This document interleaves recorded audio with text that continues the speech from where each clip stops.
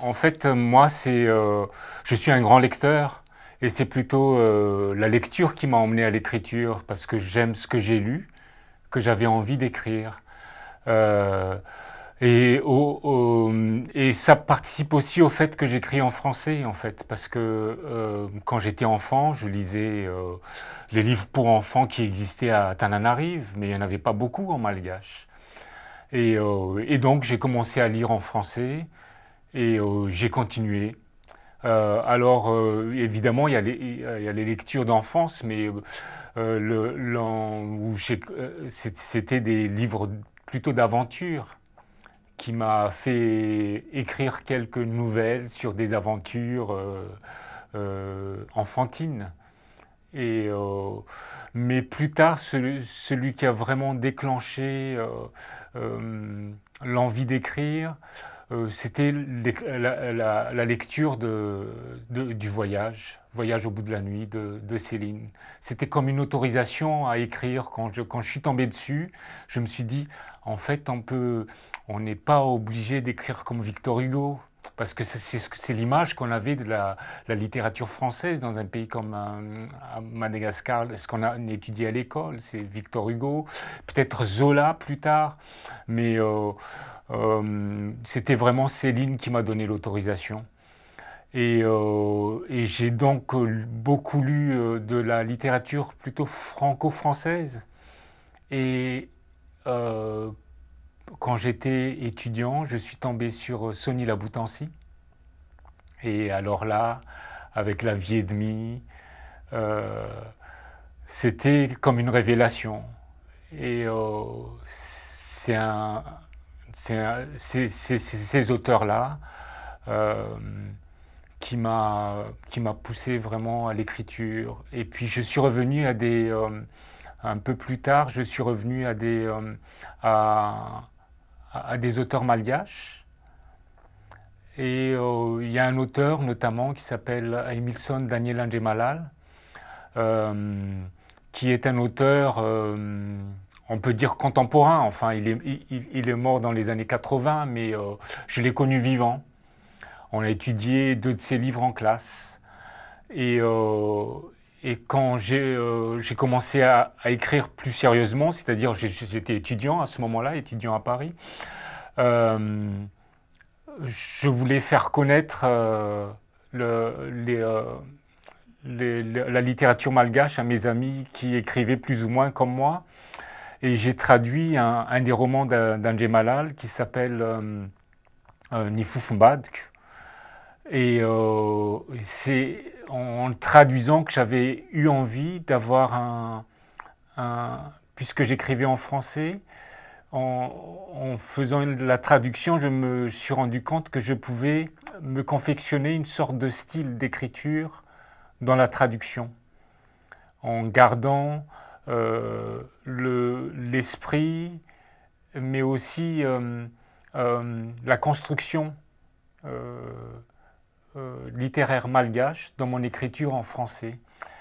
Et donc j'ai traduit ce roman Nifufumbad d'André Malal, qui va finalement sortir l'année prochaine, en 2020. Et on va le sortir chez Dodovol parce qu'on s'est lancé dans les traductions, puisque en fait, depuis Rabé Hervé, il n'y a plus aucune traduction, c'est-à-dire dans les années 1930, il n'y a plus aucune traduction de texte malgache vers le français. Donc les écrivains malgaches, d'expression malgache, en fait, sont complètement inconnus en dehors de Madagascar. Et, euh, et comme moi, j'ai appris l'écriture, j'ai apprivoisé mon style d'écriture en traduisant pour moi-même et pour quelques amis ces romans. Bon, maintenant, on va les sortir l'année prochaine. Et donc, il y avait Céline, il y avait Sony Laboutancy, il y avait un Malal, donc avec lequel j'ai acquis mon style. Euh, Peut-être un auteur important également à mentionner, c'est Gombrowicz, que j'ai lu en français. Euh, dans l'esprit un peu caustique, j'aime bien son esprit caustique. Et puis euh, une façon d'écrire euh, qui me convient parce que j'ai l'impression que lui non plus, peut-être j'ai tort parce que j'ai pas étudié la littérature, hein, donc je peux pas dire c'est comme ça que ça s'est fait, etc. Mais en lisant, j'ai l'impression qu'il est un peu comme moi, c'est-à-dire qu'il a une idée de ce qu'il écrit, qu'il va écrire, mais en fait c'est l'écriture qui lui fait connaître ce qu'il raconte. Et moi je fonctionne vraiment comme ça. C'est-à-dire que je me mets à écrire et le paysage, le contexte de mon roman se met en place et même les personnages se caractérisent dans l'écriture. Je n'ai pas d'histoire préconçue, préconstruite avant l'écriture. Euh, je fais une sorte de bible de mes personnages une fois que je les commence à les connaître, mais c'est vraiment l'écriture qui me révèle l'histoire. Euh, voilà. Des- Peut-être que j'oublie certains auteurs. Ah oui, il y a aussi un auteur que j'aime beaucoup, c'est Philippe Dian, mais lui c'est vraiment pour le plaisir. Euh, Quand je veux me délasser, je prends n'importe quel Philippe Dian. Et, bon, comme il est très prolifique, il sort au moins un livre par an. Il n'en manque jamais. Et lui, il me délasse vraiment dans, dans, en- pour lire. C'est vraiment très délassant. Et puis, j'aime beaucoup aussi euh, sa façon de mettre en tension euh, l'histoire qu'il raconte. Euh, je ne peux pas dire que ça m'influence parce que, bien que je l'aime beaucoup, je n'écris pas comme lui. Euh, mais ça me met toujours, c'est toujours un coin derrière ma tête, sa façon d'écrire, même quand il raconte des choses très très quotidiennes qui ne sont pas importantes, il y a toujours une tension euh, dans ses phrases.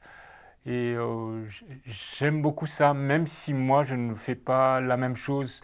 Peut-être ce que j'aime bien, c'est cette façon de raconter des choses quotidiennes où pas beaucoup de choses ne se passent, mais ça devient important sous sa plume.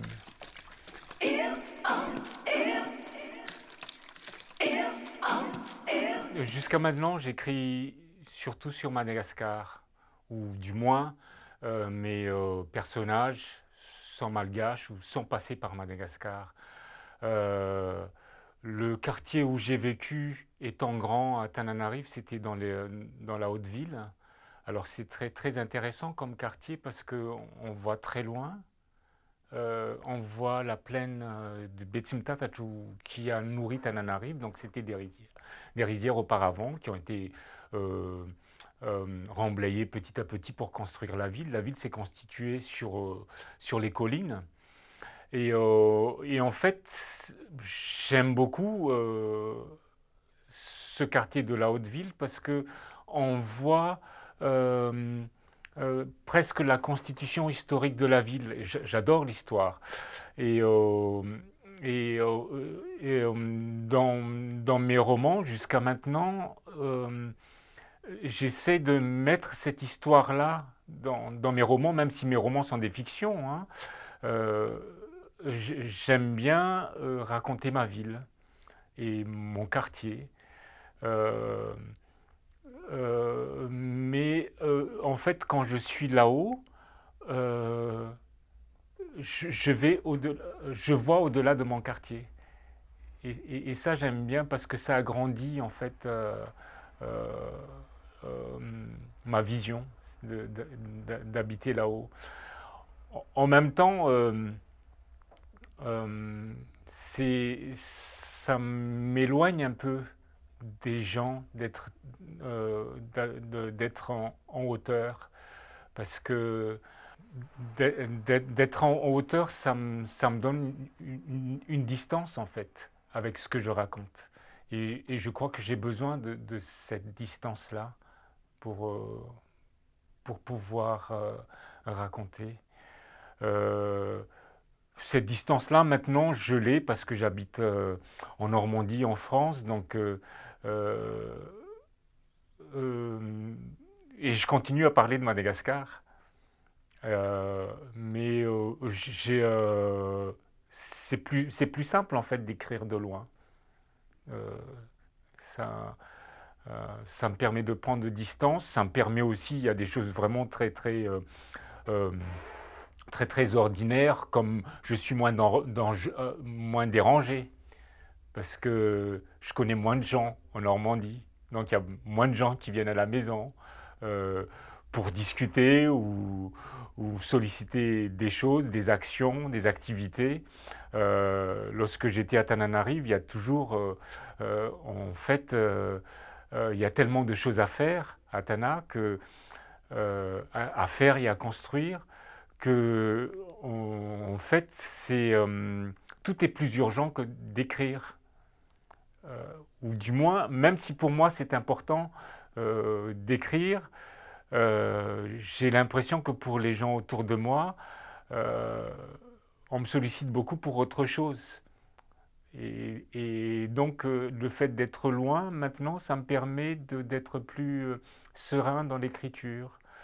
Euh, mais je continue à avoir besoin d'avoir cet espace-là devant moi. Bon, je travaille. Je n'ai pas un vrai bureau, j'habite dans un appartement en centre-ville, mais avec un peu d'espace quand même, parce que j'habite devant le port de Caen. Et donc il y a un peu d'espace devant moi, il y a une colline au fond avec une belle abbaye, l'abbaye aux Dames. Et c'est une jolie vue, ça aide toujours pour écrire. Et j'ai besoin de regarder de temps en temps dans la rue euh, pour, euh, pour écrire, je me lève pour me changer les idées, ou je ne sais plus quel auteur disait que il faut juste une fenêtre et on peut raconter plein de choses. Je suis peut-être un peu concierge dans l'âme. J'ai besoin de regarder ce qui se passe autour de moi, même si c'est pas de ça que je parle. Euh, j'ai besoin de voir que les choses bougent. Euh, j'ai une belle vue, mais c'est pas non plus des choses fantastiques. J'ai fait une résidence à Ouessant, une île au bout de la Bretagne. C'est une très belle île avec la mer, la lande, les rochers autour de mon endroit d'écriture. J'ai pas beaucoup écrit. J'ai passé mon temps à regarder ça. Je pouvais passer une journée à regarder le changement de la mer, le changement de couleur du ciel, euh, la brume sur les landes qui se dégage. Et, et je n'écrivais pas. Je passais des très bons moments, mais je n'écrivais pas. Euh, donc, pour écrire, je pense que j'ai besoin d'avoir de l'espace, mais en même temps, il ne faut pas que ce soit trop beau parce que à quoi ça sert d'écrire si tout autour de soi est déjà très beau. Euh, on réinvente dans l'écriture, on ne fait pas toujours plus beau, euh, mais si on est entouré de trop belles choses, à mon avis, ben ça freine un peu l'écriture parce que je suis très contemplatif. Et s'il y a des belles choses à contempler, ben, je peux passer vraiment des heures dessus et ça ne fait pas avancer le travail.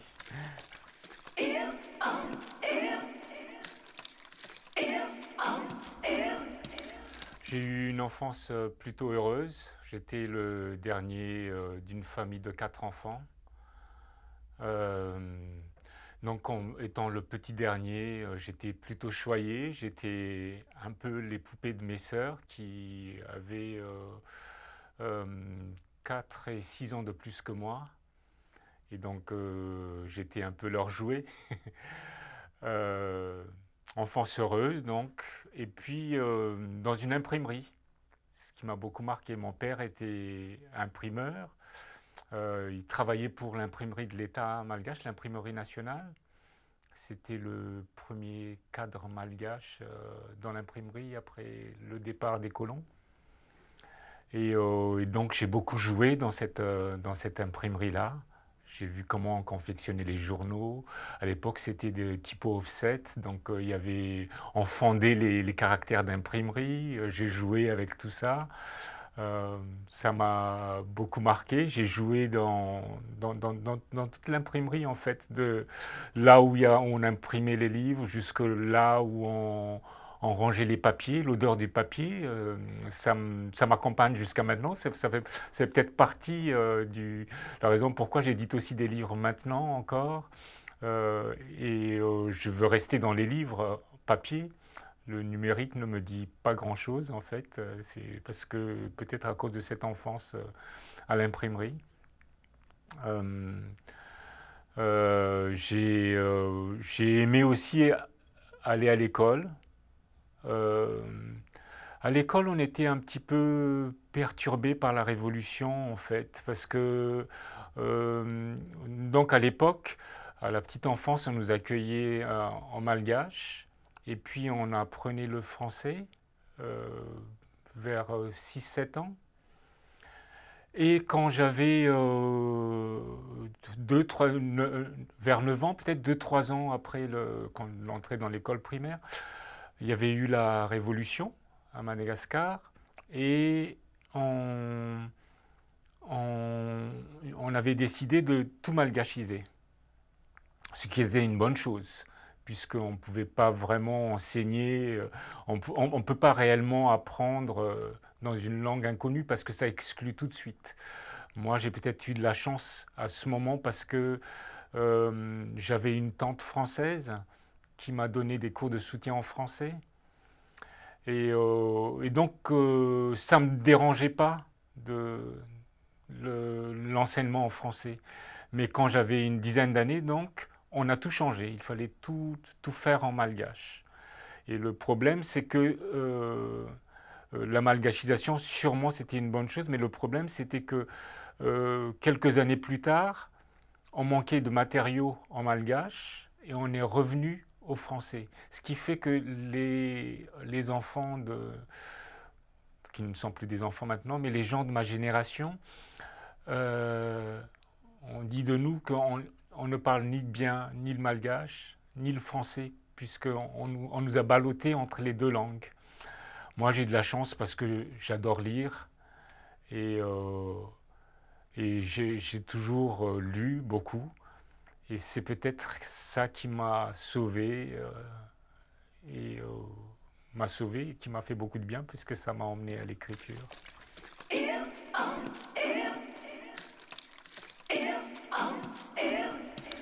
C'est difficile de parler d'une œuvre en construction. J'imagine, j'espère que je vais continuer à écrire. Donc, parler d'œuvre, c'est beaucoup dire. Disons que j'adore écrire et que jusqu'à maintenant, ben, j'écris euh, sur ce qu'il y a autour de moi, sur mon pays aussi. Depuis surtout que j'ai conscience euh, de, d'écrire en français. Je crois que c'est très important de parler de ça.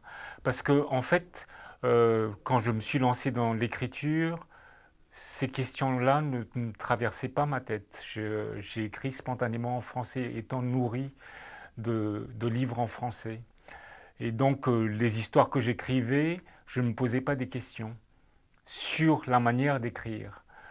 Euh, Par contre, un peu plus tard, après mon deuxième livre, après Les larmes d'essai, peut-être, j'ai vraiment pris conscience de cette euh, différence du fait que euh, je n'écris pas dans ma langue maternelle. Je comprenais pourquoi j'écrivais pas dans ma langue maternelle. La nourriture spirituelle que j'avais, intellectuelle que j'avais, ma vie aussi, le fait que j'ai vécu longtemps en France et que je revis en France en ce moment. Mais en fait, je prends conscience que je suis une sorte de pan, vu que je parle de Madagascar, de mon pays, ou de Malgache, ou de moi-même, à des gens de l'extérieur, puisque malheureusement, les Malgaches ne lisent pas beaucoup, en français, ni en français, ni en malgache d'ailleurs, hein, c'est pas ça le problème. Mais euh, depuis que j'ai conscience de ça, en écrivant, ça influe sur ce que j'écris, en fait. Cette idée d'être un pont et de faire parvenir à l'extérieur euh, un peu de moi-même ou un peu de mon pays. Au départ, j'écrivais des autofictions, c'est-à-dire je veux parler de moi, des problèmes que...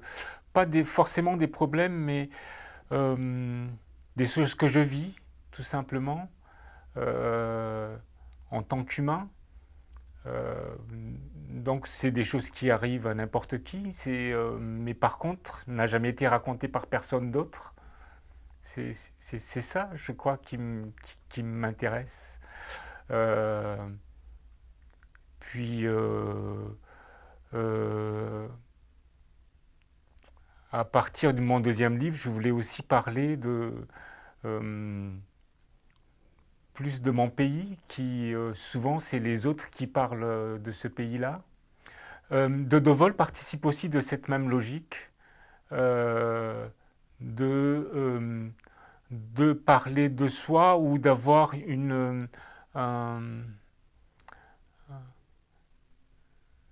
expression du monde, mais vue d'un côté qu'on ne voit pas souvent. Euh, on a commencé avec Dodovol. Dodovol était au départ une maison d'édition pour enfants, hein, et même plus spécifique que ça. Euh, on voulait. C'était un moment de ma vie où je baignais dans l'art à La Réunion. Euh, on trouvait que faire des catalogues euh, n'était pas terrible pour montrer des œuvres d'art, parce que les catalogues, les gens ils se ruent dessus pendant les expositions, mais après ils les rangent sur une étagère ou aux toilettes, plus personne ne les feuillette, alors que nous on s'est rendu compte que avec nos avec nos enfants petits, que les livres pour enfants traînaient dans la maison, par terre, sur les lits, souvent ouverts, dans la cuisine, dans le couloir, n'importe où. Et on s'est dit que pour montrer des œuvres, c'est peut-être pas les catalogues qu'il faut, c'est faire des livres pour enfants. Dodovol est né comme ça. Au lieu de faire les catalogues pour nos amis artistes, ben on a fait des livres pour enfants, des livres d'art pour enfants. Après, petit à petit, euh, ça s'est étendu. Lorsque on est arrivé à Tananarive, on s'est rendu compte qu'il n'y avait pas beaucoup de livres pour les enfants. Enfin, je le savais déjà, c'est pour ça que j'écris en français. J'avais passé de livres en malgache. Et pourtant, paradoxalement, le patrimoine culturel de Madagascar est très très riche. Le patrimoine littéraire aussi, même si c'est oral. Donc on voulait participer à l'écriture, euh, à à la rétention écrite, au collecte des choses plutôt orales. Donc on a ouvert des nouvelles collections, notamment de contes traditionnels qu'on illustrait avec les enfants pour rendre les contes directement aux enfants. Plus tard, Dodovol s'est ouvert au domaine adulte. Euh, là encore, c'était pour des raisons anecdotiques. Je venais de sortir mon premier roman géotropique chez Vendailleurs. Et, euh, et le livre n'était pas accessible ni à Madagascar ni à La Réunion. Ce livre-là parlait de La Réunion et de Madagascar. Et donc on a demandé à Ruta Epke, qui dirige Vendailleurs, si on pouvait faire une version pour Madagascar et La Réunion. Et c'est comme ça qu'on s'est ouvert à la collection adulte. Euh, et là, peu à peu, s'est forgée cette idée que, en fait, euh, il manque des outils, il manque des livres sur le pays, du point de vue du pays. Euh, et c'est pour ça qu'on a ouvert Dodovol maintenant à d'autres auteurs, à Madagascar, mais également à des auteurs d'autour de Madagascar, de Maurice, de La Réunion, des Comores, notamment avec la revue L'aide des Lémurés.